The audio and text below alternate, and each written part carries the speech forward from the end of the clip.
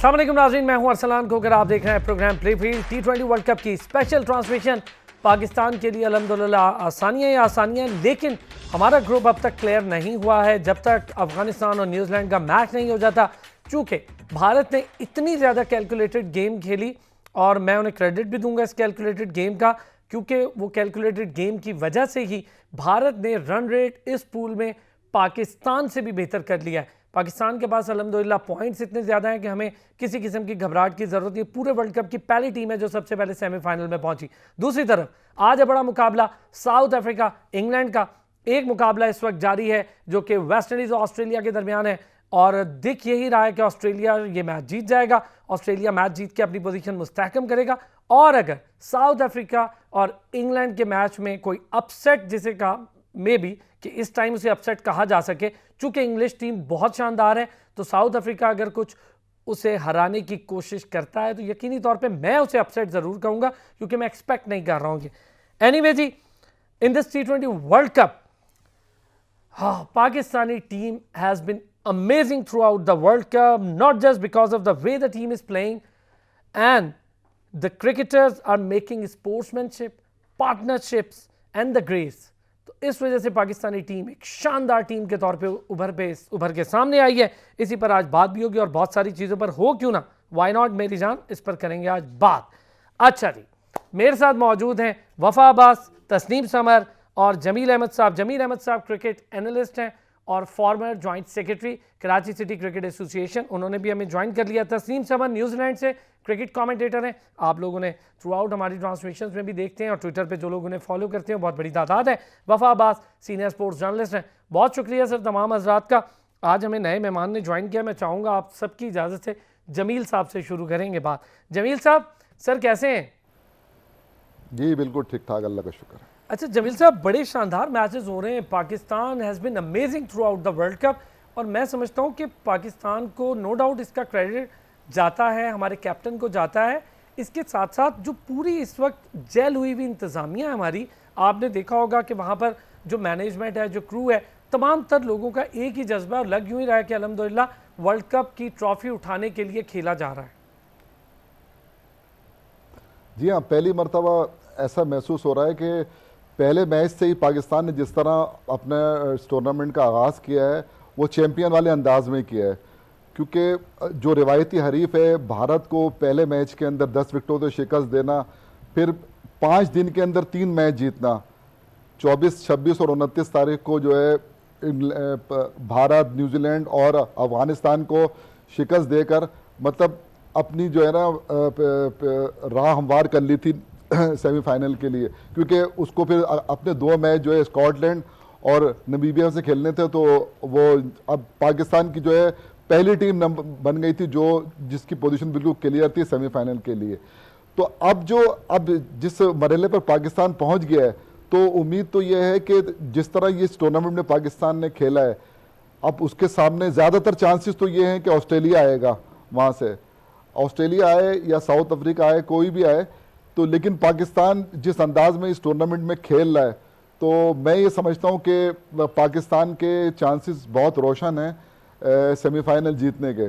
तो अब वो उस दिन जो है ना, देखें वो चूँकि ये तो ग्रुप लीग मैचेस हैं, लेकिन वो जो मामला होगा वो नॉकआउट मरहला होगा। नॉकआउट मरहले के अंदर जो है ना, मतलब देखें ऑस्ट्रेलिया की टीम भी मजबूत है, पाकिस्तान की टीम तो जीतती चली आ रही है। पाकिस्तान को एडवांटेज है, पाकिस्तान ने कोई मैच नहीं हारा है, जबकि ऑस्ट्रेलिया जो है इंग्लैंड से बुरी तरह शिकस्त खा चुका है।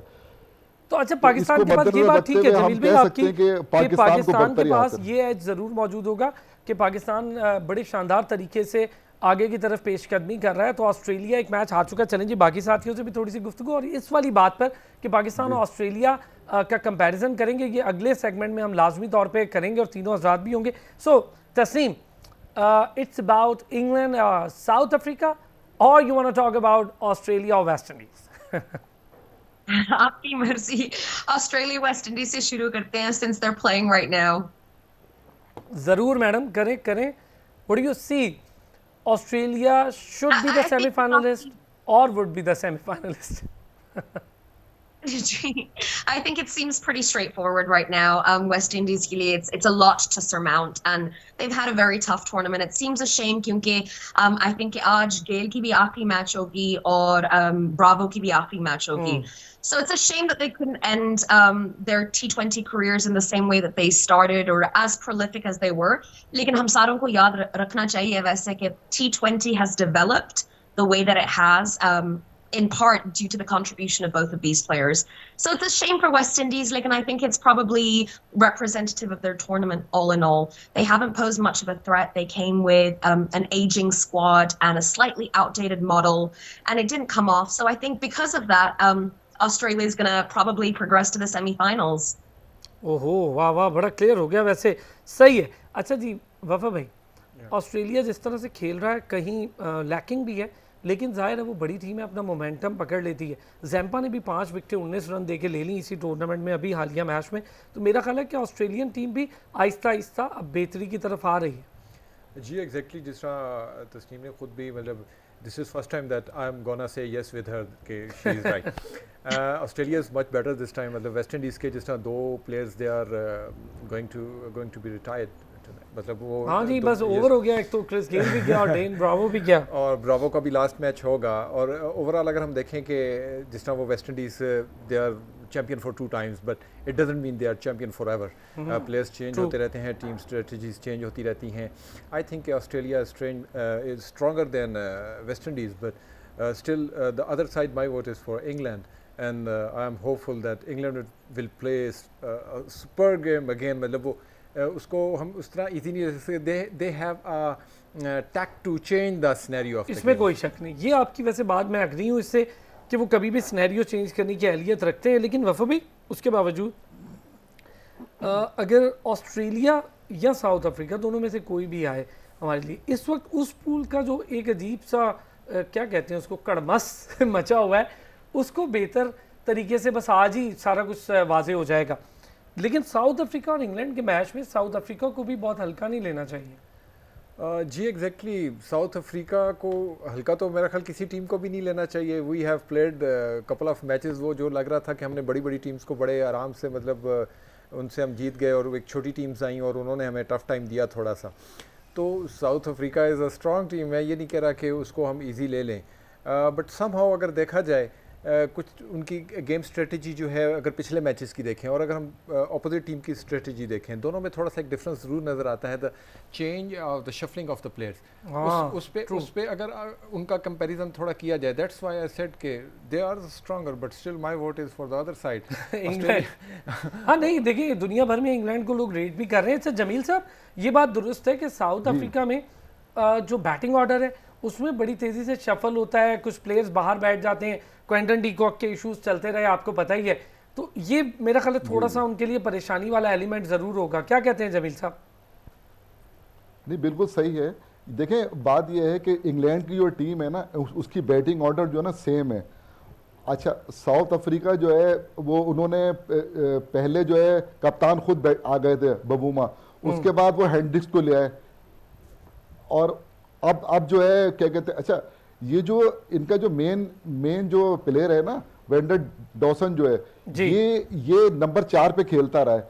अब इसको नंबर 3 पर ये जो ना इसको खिला रहे हैं, और मार्करम जो है वो जाहिर है एज ए ओपनर खेलते हैं, लेकिन वो वैसे T20 में नंबर 3 पे खेलते हैं. ये बात बिल्कुल दुरुस्त है कि वो जो शफलिंग उन्होंने बहुत ज़्यादा की है और ये नहीं होना चाहिए.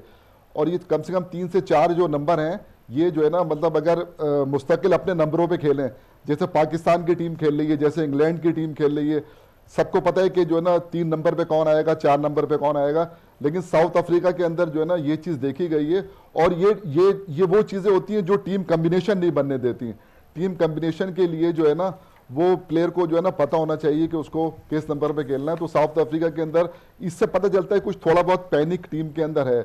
लेकिन इंग्लैंड की टीम को आप देख लें कि जो उनके जो ओपनर हैं जैसन रॉय को आप देख लें, बटलर को देख लें, फिर मेलान अब नंबर 2 पर आ गए, नंबर 1 थे. तो मतलब उनकी जो एक मतलब लंबी लाइनअप है, फिर उनकी बॉलिंग, तो ये लेकिन बात मैं सही ये है आपको जरूर कि बता दूं कि मोइन जो अली आज तक मैच अगर हम होने जा देखें रहा है सर तो दूसरा उनकी मैच, बैटिंग भी है जी। और उससे नीचे बॉलिंग भी है। बेन स्टोक्स मिसिंग है, उसके बावजूद इंग्लैंड शेकी नहीं हुई इतने बड़े प्लेयर के मिसिंग होने के बावजूद। एक ब्रेक लेते हैं, ब्रेक से वापस आते हैं तो बात को यहीं से जोड़ेंगे।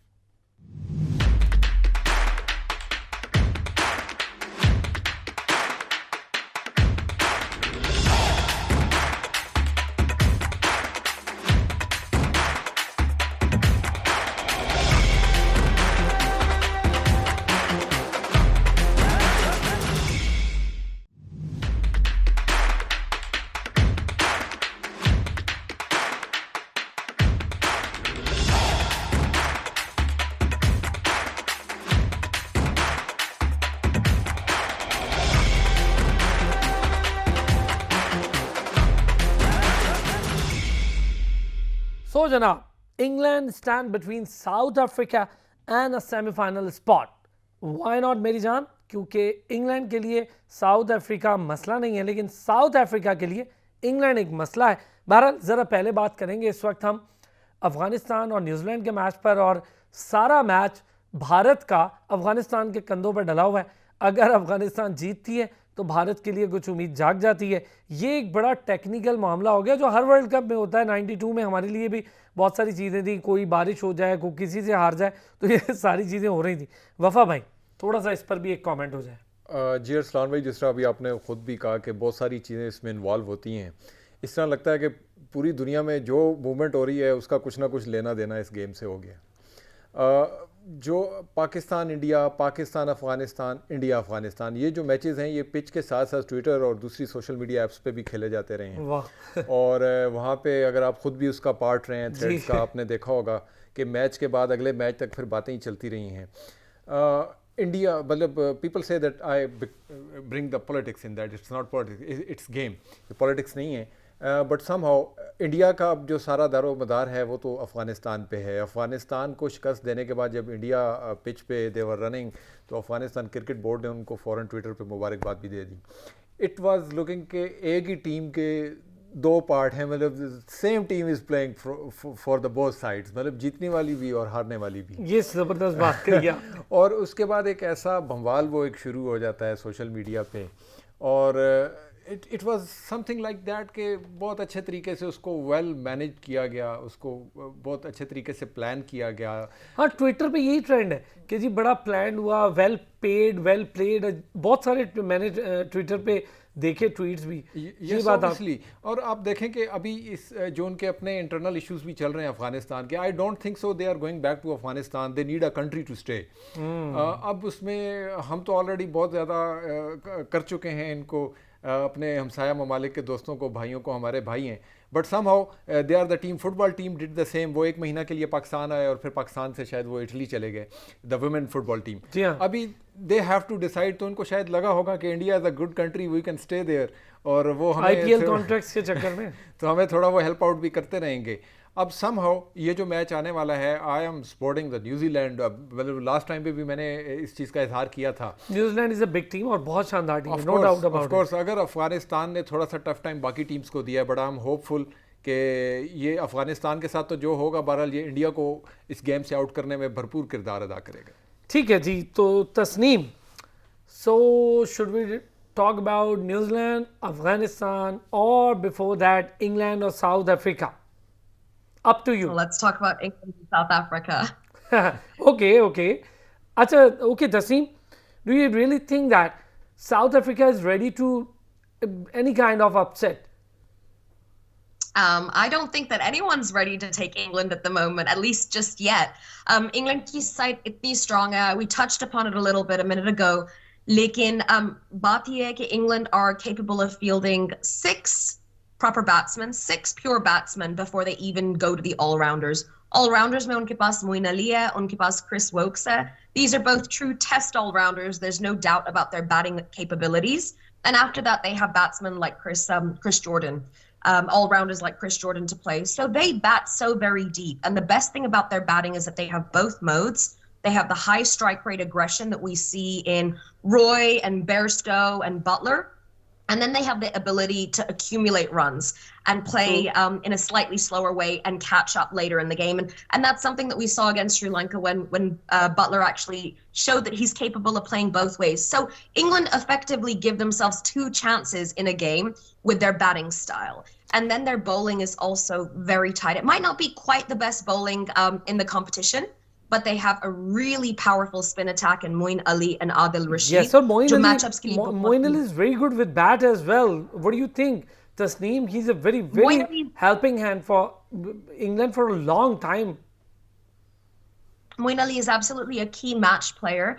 Domestic cricket, he actually opens the batting. So he's played opening the batting, he's played number 3, he's shifted up and down the order in accordance with what England need from him. And that's exactly what England have the ability to do. They've got injuries now that they're looking at. Timil Mills is injured, and they're able to so quickly and effectively bring in another player who they brought in Reece Topley, who's no drop in quality whatsoever and bowls over 145k.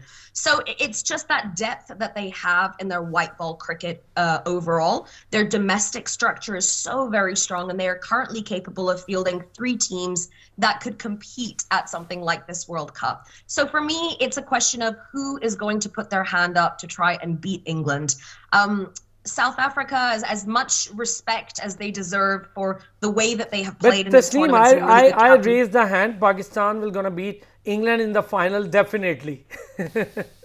Well, I think that's a great hand to raise, and I look forward to seeing it. But I look forward to seeing how they're going to try and tackle England's strategy. England's batting strengths mean that they're effectively 3 legs up on everybody else. So it's a lot to mitigate. And if that toss doesn't go your way, you're going to need a couple of different strategies to try and play against England. I'm really interested to see what Pakistan tries to do, because their 2 T20 strategies are so different. Pakistan is all about playing a safe game and hoping that you can accumulate late in your innings, particularly with the use of Asif Ali. And then we have Imad Wasim, and we have another couple of guys who are capable of hitting runs at the back end of the innings. However, it's such a contrast. One thing is that how Asif Ali is important in this World Cup. It been started with the game of New Zealand, by the game of Afghanistan. After both of those games, Asif Ali came into the limelight, I think. Isn't it? I think for a lot of analysts, Asif Ali has always been a very key component of this World Cup squad, because obviously Pakistan has batting like Rizwan and Babar, and that kind of safety and security with your opening batsman, as we can see from the state of international cricket, T20 cricket at the moment, that's a rare tactic. It's a rare strategy to utilize. So that's great for Pakistan, but then we've also got Shoaib Malik and Hafiz. So we're looking at a lot of batsmen who are strike between 130 to 140 max. So then you leave yourself a lot to do at the back end of an innings. How do you make a score that takes the game away from other teams? And Asif Ali is the answer. So obviously he's such a key component that if Asif Ali is not able to strike on the day, Pakistan will find themselves in a spot of bother. He's not the only person who can do that. Hassan Ali's turned into a neat little striker. Very well analyzed. Very well analyzed. Wasim is very... I think very well analyzed. And मेरा ख्याल है ये लुबे लुबाब जिसे कहते हैं, ये बहुत ज़बरदस्त एनालिसिस था तस्नीम का। जब वफ़ा भाई सेम अगर मैं आपसे ये चीज़ पूछूं, हफीज़ ने जिस तरह से लास्ट टाइम, अच्छा लें सर ब्रेक ले लूं फिर मैं, अच्छा ब्रेक ले लेते हैं, ब्रेक से वापस आते हैं तो वफ़ा भाई से यही बात पूछूंगा कि लास्ट टाइम जब हफीज़ की हमने बैटिंग देखी, बड़े शानदार तरीके से एक्सेलरेट किया, रन रेट बड़ा ज़बरदस्त था हफीज़ का लास्ट टाइम, तो इसका मतलब है कि वो भी अब अपनी फॉर्म में वापस आ गए हैं। और जाहिर है हमारे पास हफीज़ जैसा प्लेयर अगर फॉर्म में हो तो घबराने की फिर कोई ज़रूरत नहीं होती। वापस आते हैं ब्रेक से तो इस पर बात करते हैं।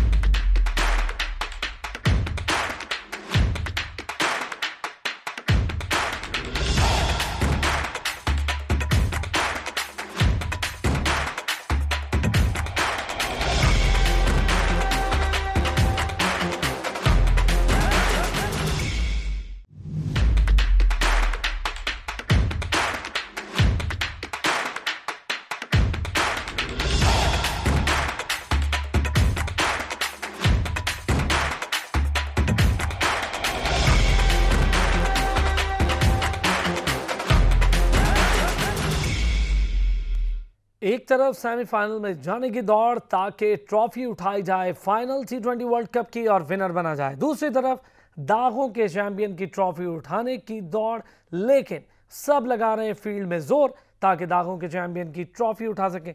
आइए देखते हैं आज के दागों के चैंपियन। चलिए जी, बात कर रहे थे हम ब्रेक पर जाने से पहले कि दोनों में से जो भी टीम आए हमें उसका मसला नहीं, लेकिन साउथ अफ्रीका के लिए कुछ इश्यूज ज़रूर थे कि वो बहुत ज़्यादा शफलिंग कर रहे हैं, बहुत ज़्यादा अपने ऑर्डर्स में चेंजेस कर रहे हैं, जिसकी वजह से उन्हें खुद भी बहुत ज़्यादा चीज़ें फेस करनी पड़ी। लेकिन ऑस्ट्रेलिया थोड़ी बेहतरी की तरफ जा रही भी है और पाकिस्तान के लिए कोई इतना बड़ा मसला नहीं है कि कोई भी आए, पाकिस्तान ने सोच समझ के खेलना है। लेकिन इशू ये है कि जहाँ पर सबसे ज़्यादा टॉस डिपेंडेंसी हो जाए वहाँ पर फिर टीम्स को बहुत सोच के खेलना पड़ता है और इस वर्ल्ड कप में वही टीम ज़्यादा बेहतर तरीके से प्रोग्रेस कर रही है जो टॉस जीत रही है। क्या कहते हैं वफा भाई? जी बिल्कुल, इसमें आपकी किसी हद तक मैं बात से मुत्तफिक कर सकता हूँ। समहाउ मेरी एक वो थोड़ी सी आदत है कि I explain it my way. Somehow इसको लेके चल सकते हैं उसी तरह जो टीम टॉस जीत रही है, डिपेंड ये करता है कि वो डिसाइड क्या कर रही है। फ़र्ज़ करें कि जी वो पहले बॉलिंग करते आ रहे हैं, फिर वो कहते हैं this time we are going to bat, तो मे बी वो बैट करना उनकी फेवर में ना हो। अब इस हद तक सही है कि अगर हम अपना एक्सपीरियंस देखते हैं, पाकिस्तान की टीम लेते हैं या नेबरहुड की टीम्स लेते हैं, उन्होंने जो डिसाइड किया टॉस जीतने के बाद, उनके तो अगेंस्ट एक दो मैचेस में गया, हमारे लिए वो ठीक चल रहा है। अच्छा, एक चीज़ ज़रा जमील साहब ने हमें ज्वाइन कर लिया है, चूँकि थोड़ा सा राब्ता उनसे मुनक़ता हो गया था। जमील भाई, साउथ अफ्रीका की टीम हो या ऑस्ट्रेलिया की टीम, सवाल मेरा ये है कि हमें क्या करना होगा सेमीफाइनल के लिए? हमारा टीम कॉम्बिनेशन बिल्कुल ठीक है, लेकिन स्ट्रेटजी कि क्या हमें विकेट्स ऐसे ही बचा के रखनी होंगी पहले 6 ओवर तक, या फिर 6 ओवर में जाके ब्लास्ट करना होगा और शॉट्स मारने होंगे? देखिए, हमने जो अभी अपने ग्रुप लीग के जो 4 मैचेस खेले हैं ना, उसमें 3 मैचों के अंदर हमने बाद में बैटिंग की है और कामयाब रहे हैं। लेकिन जो हमने अपना आखिरी मैच खेला है उसमें हमने जो ना टॉस जीत के बैटिंग की है, और ये एक तरह से देखा जाए तो ये बेहतर भी था, ताकि पाकिस्तान जब सेमीफाइनल में जाए तो चाहे वो देखें, ज़रूरी नहीं है कि टॉस पाकिस्तान ही जीते, टॉस जो है ऑस्ट्रेलिया भी जीत सकता है। तो हमें तैयारी इस तरह करनी चाहिए कि अगर हमें पहले बैटिंग करनी है या बाद में बैटिंग करनी है, दोनों जो ना सूरतों में हमें जो है ना अपनी प्लानिंग करना चाहिए। वैसे तो ज़्यादातर ये देखा गया है कि जिस टीम ने टॉस जीता है उसने फील्डिंग को तरजीह दी है और उसने बैटिंग जो है ना वो बाद में की है। लेकिन चूंकि इतने बड़े मैच के अंदर जो है ना हमें इन चीज़ों को जो ना मतलब सामने ज़रूर रखना चाहिए, लेकिन हमें ये टॉस पे हमें पूरा मैच जो है ना वो नहीं सोचना चाहिए कि हम हारेंगे या जीतेंगे। हम ये क्योंकि ज़ाहिर है ये टॉप क्रिकेट हो रही है, इसके अंदर जो है ना हमें बैटिंग आए या फील्डिंग आए प्रोफेशनल अंदाज में खेलना चाहिए। और जिस अंदाज में पाकिस्तान खेल रहा है, पाकिस्तान की बैटिंग, बॉलिंग और ख़ास तौर पर फील्डिंग, तीनों शोबे जो हैं वो बहुत ज़बरदस्त कारकर्दगी दिखा रहे हैं। इस चीज़ को मद्देनज़र रखते हुए मैं समझता हूँ कि पाकिस्तान और ऑस्ट्रेलिया या इंग्लैंड या न्यूजीलैंड जितनी भी जो भी टीमें होंगी वो पूरी तैयारी के साथ जाएंगी। अच्छा Tasneem, if New Zealand will be facing England in a semi-final, so which one is your team? I think that it's so difficult to beat this English white ball team. I think that they have had a great run in the group stage. They've barely been tested, so this is actually probably the downfall of what England's camp will be thinking right now. They've never really had a match go that close. All right, sorry Jassim, इस सारी बात को हम कल इंशाल्लाह continue करेंगे चूंकि वक्त की इंतहाई कमी है, और कल हम 4 बजे इंशाल्लाह फिर आपसे करेंगे मुलाकात। बहुत शुक्रिया वफाबाद साहब, तस्नीम समर हमारे साथ थी, जमील अहमद साहब क्रिकेट एनालिस्ट हमें ज्वाइन किया था, बहुत बहुत शुक्रिया। कल 4 बजे फिर होगी मुलाकात, अपना ख्याल रखिएगा।